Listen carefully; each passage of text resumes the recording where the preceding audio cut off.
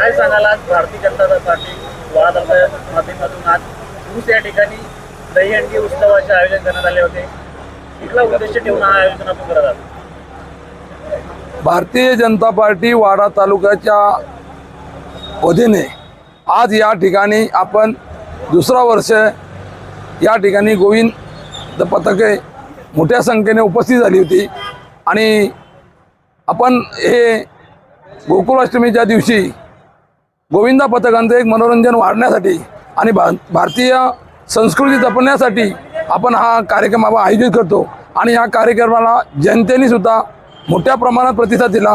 गोविंदांनी सुद्धा मोठ्या परिषदेने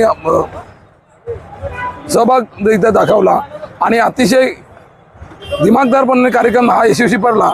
त्यामुळे संपूर्ण भारतीय जनता पार्टीच्या कार्यकर्त्यांचे पदाधिकाऱ्यांचे आम्ही संपूर्ण मनापासून आभार व्यक्त करतोय आणि अशाच पद्धतीने भारतीय जनता पार्टीच्या वतीने सातत्याने हा कार्यक्रम आम्ही यापुढे सुद्धा असंच करत राहू.